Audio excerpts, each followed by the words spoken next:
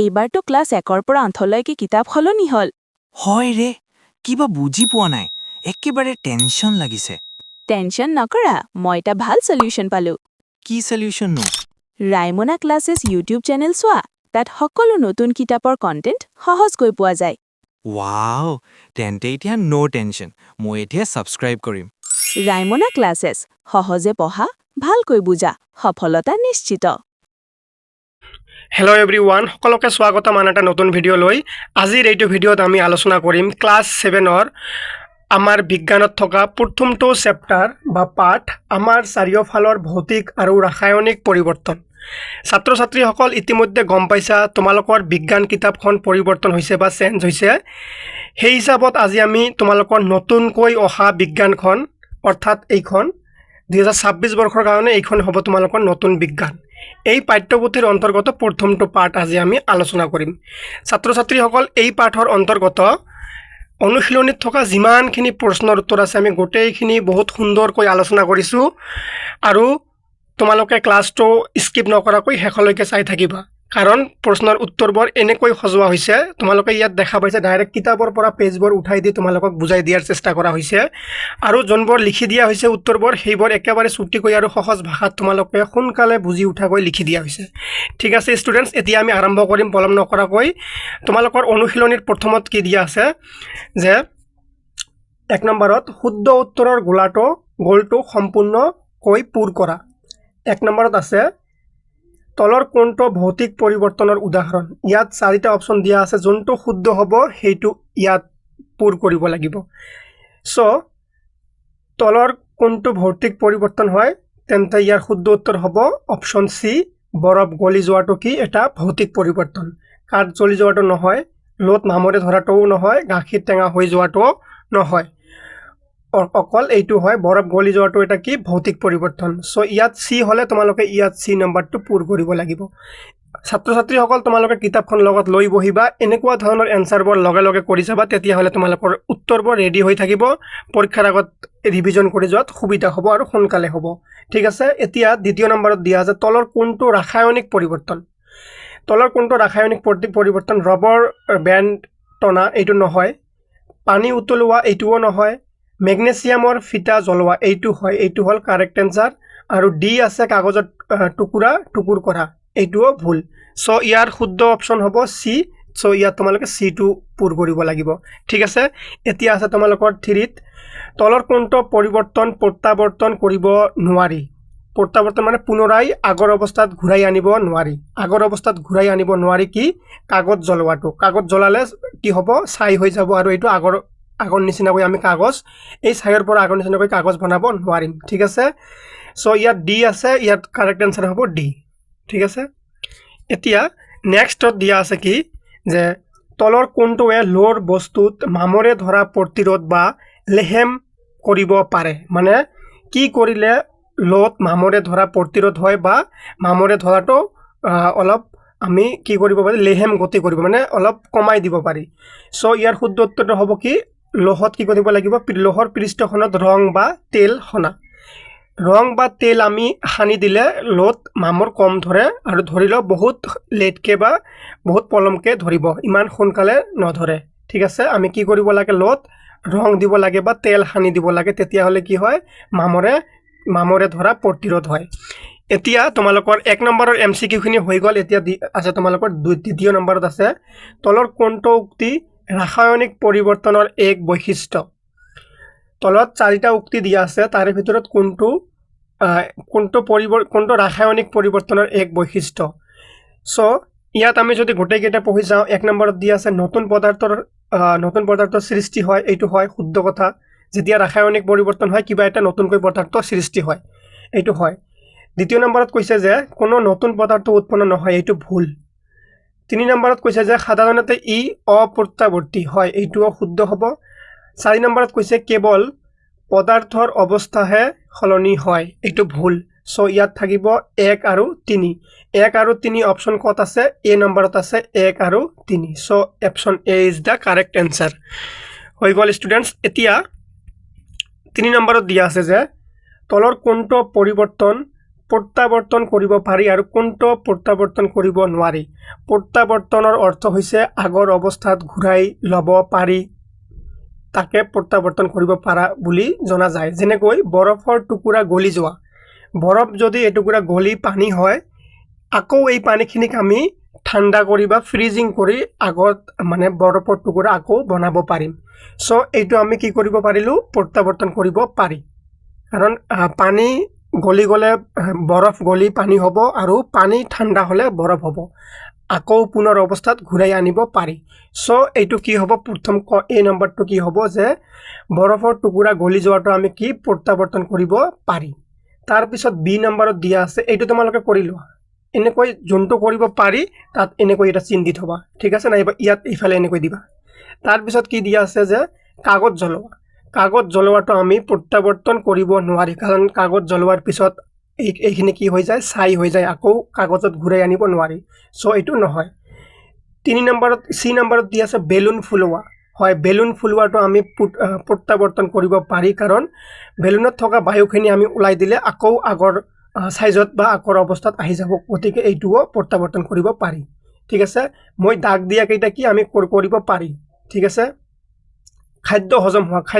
হোৱাৰ পিছত আমি আকৌ খাদ্যৰ অৱস্থাত ঘূৰাই আনিব নোৱাৰি সো খাদ্য হজম হোৱাটো আমি প্ৰত্যাৱৰ্তন কৰিব নোৱাৰি ভিজা কাপোৰৰ পৰা পানী বাষ্পীভৱন হোৱা এইটো আমি প্ৰত্যাৱৰ্তন কৰিব পাৰি ভিজা কাপোৰৰ পৰা পানীখিনি বাষ্পীভৱন হৈ ওলাই যাব কাপোৰখিনি ভিজালে আকৌ পানীখিনি কাপোৰত আহি যাব ঠিক আছে তাৰ পিছত এফ নম্বৰত দি আছে লহত মামৰে ধৰিলে আমি আকৌ আগৰ নিচিনা কৰিব পাৰি জানো নোৱাৰি যিখিনি মামৰ ধৰিব এইখিনি গল আকৌ আগৰ নিচিনা লহটো নহব কেতিয়াও সো লহাত মামৰ ধৰাটো কি প্ৰত্যাৱৰ্তন কৰিব নোৱাৰি ৰবৰ বেণ্ড টানিলে কি হ'ব অলপ দীঘল হ'ব কিন্তু এৰি দিলে কি হ'ব আকৌ চুটি হৈ যাব সো এইটো প্ৰত্যাৱৰ্তন কৰিব পাৰি এই দাগ দিয়া কেইটা আমি প্ৰত্যাৱৰ্তন কৰিব পাৰি মনত ৰাখিবা তোমালোকে এতিয়া দাগ দি থোৱা কেক বেকিং কৰাৰ পিছত কি হ'ব যেতিয়া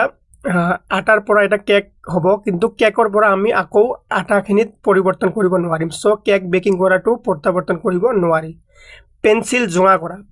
জোঙা কৰাটো জোঙা এবাৰ কৰিলে আকৌ আমি আগৰ নিচিনা কৰিব নোৱাৰি ঠিক আছে পেন্সিল জোঙা কৰাটো প্ৰত্যাৱৰ্তন কৰিব নোৱাৰি পানী ঠাণ্ডা কৰি বৰফ লৈ পৰিৱৰ্তন কৰা হয়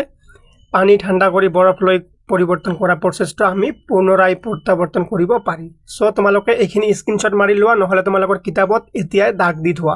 যোনটো কৰিব পাৰি মই তাত দাগ দি থৈছো যেনেকৈ এ নম্বৰটো কৰিব পাৰি সি নম্বৰটো কৰিব পাৰি ই নম্বৰটো কৰিব পাৰি জি নম্বৰটো আৰু এফ নম্বৰটো কৰিব পাৰি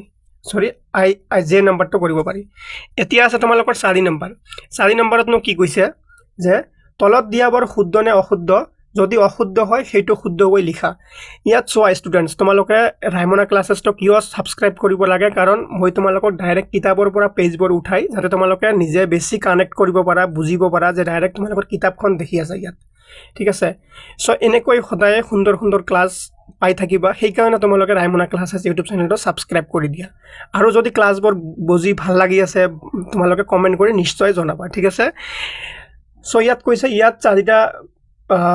প্ৰশ্ন দিয়া আছে যদি শুদ্ধ হয় ঠিকে আছে কিন্তু যদি অশুদ্ধ হয় শুদ্ধকৈ লিখিব লাগিব সো এই নম্বৰত কি কৈছে পানী বৰফ হোৱাটো এটা ৰাসায়নিক পৰিৱৰ্তন এইটো শুদ্ধ নে অশুদ্ধ যদি শুদ্ধ হয় প্ৰবলেম নাই যদি অশুদ্ধ হয় তেন্তে আমি শুদ্ধকৈ লিখিব লাগিব যেনেকৈ আমি এই নম্বৰটো চাই লম এই নম্বৰটো কি হ'ব এই নম্বৰটো হ'ব অশুদ্ধ যদি হয় এতিয়া শুদ্ধকৈ লিখিব লাগিব শুদ্ধকৈ লিখিলে কি হ'ব পানী বৰফ হোৱাটো এটা ভৌতিক পৰিৱৰ্তন কিন্তু ইয়াত কি কৈছে ৰাসায়নিক পৰিৱৰ্তন সেই কাৰণে এইটো অশুদ্ধ হৈছে সো অশুদ্ধ হলে আমাক শুদ্ধকৈ লিখিব দিছে শুদ্ধকৈ লিখিলে কি হ'ব পানী বৰফ হোৱাটো এটা ভৌতিক পৰিৱৰ্তন আকৌ এবাৰ ওপৰত দেখি লোৱা তোমালোকে প্ৰশ্নত কি কৈছে যে পানী বৰফ হোৱাটো কি কৈছে পানী বৰফ হোৱাটো এটা ৰাসায়নিক পৰিৱৰ্তন বুলি আমাৰ প্ৰশ্নত কৈছে ঠিক আছে ইয়াত চোৱা এইটো ৰাসায়নিক পৰিৱৰ্তন সো এইটো অশুদ্ধ হ'ব শুদ্ধকৈ লিখিলে কি হ'ব এটা ভৌতিক পৰিৱৰ্তন হ'ব তাৰ পিছত আছে বি কাঠ জ্বলালে ছাই কাৰ্বন ডাই অক্সাইড জলীয় বাষ্প আদি নতুন পদাৰ্থ উৎপন্ন হয় এইটো শুদ্ধ হয় না অশুদ্ধ হয় আমি উত্তৰত চাই লম উত্তৰত কি দিয়া আছে এইটো শুদ্ধ হলে আৰু আমি লিখিব নালাগে অকল শুদ্ধ লিখিলে হ'ল তথাপিও মই তোমালোকে বুজাৰ কাৰণে লিখি দিছো যে কাঠ জ্বলালে ছাই কাৰ্বন ডাই অক্সাইড আৰু আদি নতুন পদাৰ্থ সৃষ্টি হয় সি নম্বৰটো শুদ্ধ হয় সেই কাৰণে আমি আৰু বেলেগ একো লিখিব নালাগে তোমালোকে এইখিনি কৰিলে হৈ যাব আৰু লাষ্ট কি আছে ডি ডি নম্বৰত কি আছে ডি নম্বৰটো অশুদ্ধ হয় অশুদ্ধ হ'লে শুদ্ধ কেনেকৈ লিখিবা পানী ভাপ হোৱাটো এটা ভৌতিক পৰিৱৰ্তন কিন্তু প্ৰশ্নত কি দিছে আমি এবাৰ চাই লম সোনকালে ডি নম্বৰত দিছে যে পানী ভাপ হোৱাটো এটা ৰাসায়নিক পৰিৱৰ্তন কিন্তু এটো অশুদ্ধ হয় পানী ভাপ হোৱাটো কি এটা ভৌতিক পৰিৱৰ্তন পানী ভাপ হোৱাটো এটা ভৌতিক পৰিৱৰ্তন মনত ৰাখিবা এতিয়া আছে কি নেক্সট 5 নম্বৰত কি দিয়া আছে 5 নম্বৰত কোৱেশ্চন নম্বৰ 5 দিয়া আছে খালি ঠাই পূৰ কৰা খালি ঠাই পূৰ কৰা মই সুন্দৰকৈ তলত উত্তৰ কৰি দিছো ডাইৰেক্ট এতিয়া আমি উত্তৰখিনি চাম ঠিক আছে তোমালোকে নিজৰ নিজৰ কিতাপত কাট পেন্সিল কলমেৰে লিখি থোৱা এনসাৰবোৰ যেনেকৈ 1 নম্বৰত দিয়া আছে বা এই নম্বৰ কোৱেশ্চন লোহাত মামৰে ধৰাটো এটা কি ৰাসায়নিক পৰিৱৰ্তন আৰু ই প্ৰত্যাৱৰ্তন হ'ব নোৱাৰে ঠিক আছে বা মানে লোত মামৰে ধৰিলে আমি আকৌ আগৰ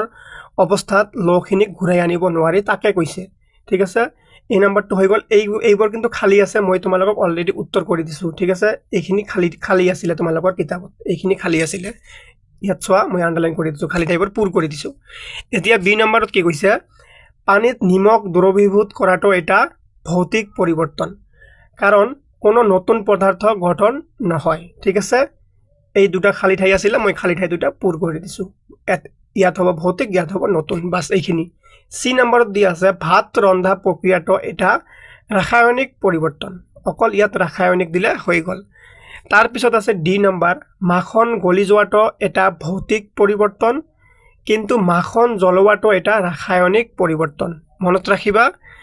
মাখন গলি যোৱাটো এটা ভৌতিক পৰিৱৰ্তন কিন্তু মাখন জ্বলোৱাটো ৰাসায়নিক পৰিৱৰ্তন দুটা খালি ঠাই আছিল দুটাই মই পূৰ কৰি দিছো এইটো এটা ঠিক আছে এতিয়া আছে 6 নম্বৰ কোৱেশ্চন কাগজ ফালি পেলোৱা আৰু কাগজ জ্বলোৱা একে ধৰণৰ পৰিৱৰ্তন নেকি কাৰণ দৰ্শোৱা কাগজ ফালি দিয়া আৰু কাগজ জ্বলোৱা একে পৰিৱৰ্তন নেকি যদি নহয় কাৰণ দিব লাগে ইয়াত কৈছে উত্তৰত যে নহয় এই দুয়োটা একে নহয় এতিয়া আমি কাৰণ ক'ব লাগিব কিয় একে নহয় বা কেনেকৈ একে নহয় কাগজ ফালি পেলোৱাটো এটা ভৌতিক পৰিৱৰ্তন কাৰণ ইয়াৰ ফলত কাগজৰ গুণাগুণ সলনি নহয় কেৱল আকাৰহে সলনি হয় ঠিক আছে আনহাতে কাগজ জ্বলোৱাটো এটা ৰাসায়নিক পৰিৱৰ্তন কাৰণ কাগজ জ্বলিলে ছাই আৰু ধোঁৱাৰ দৰে নতুন পদাৰ্থৰ সৃষ্টি হয় যাক পুনৰ কাগজলৈ ঘূৰাই আনিব নোৱাৰি ঠিক আছে এতিয়া আছে 7 নম্বৰ কোৱেশ্চন আশা কৰিছো তোমালোকে বুজি আছে ক্লাছটো মামৰে ধৰা লোহাক পুনৰ লোহালৈ পৰিৱৰ্তন কৰিব পাৰিনে মামৰে ধৰাটো এটা প্ৰত্যাৱৰ্তী নে অপ্ৰত্যাৱৰ্তী পৰিৱৰ্তন মই তোমালোকক কৈছো আগতে যে মামৰে ধৰাটো এটা অপ্ৰত্যাৱৰ্তী পৰিৱৰ্তন হয় কাৰণ আমি আগৰ অৱস্থাত ঘূৰাই নিব নোৱাৰি উত্তৰত কি কৈছে চোৱাচোন যে মামৰে ধৰা লোহাক সহজে পুনৰ আগৰ অৱস্থালৈ ঘূৰাই আনিব নোৱাৰি মামৰে ধৰাটো এটা অপ্ৰত্যাৱৰ্তী পৰিৱৰ্তন ইয়াৰ কাৰণ হল মামৰে ধৰা কাৰ্যত লোহাই বায়ুৰ অক্সিজেন আৰু পানীৰ সৈতে বিক্ৰিয়া কৰি আইৰন অক্সাইড নামৰ সম্পূৰ্ণ নতুন পদাৰ্থ সৃষ্টি কৰে ঠিক আছে এইখিনি হল ইয়াৰ উত্তৰ সো এইখিনি তোমালোকে কাটি দিবা এইখিনি এনে আহি গৈছে সো এতিয়া কোৱেশ্চন নম্বৰ 8 নম্বৰত কি কৈছে যে মমবাতি জ্বলোৱাৰ সময়ত মম গলা আৰু মম জ্বলা এই দুয়োটাৰ কোনটো ভৌতিক আৰু কোনটো ৰাসায়নিক পৰিৱৰ্তন আৰু কিয় উত্তৰ হ'ব যে মম গলা ই এটা ভৌতিক পৰিৱৰ্তন কাৰণ কি যে মমখিনি কেৱল কঠিনৰ পৰা জুলীয়া হয় চেঁচা হলে ই পুনৰ কঠিন মম হৈ পৰে তাৰ পিছত মম জ্বলাটো কি হ'ব যে মম জ্বলা ই এটা ৰাসায়নিক পৰিৱৰ্তন কিয়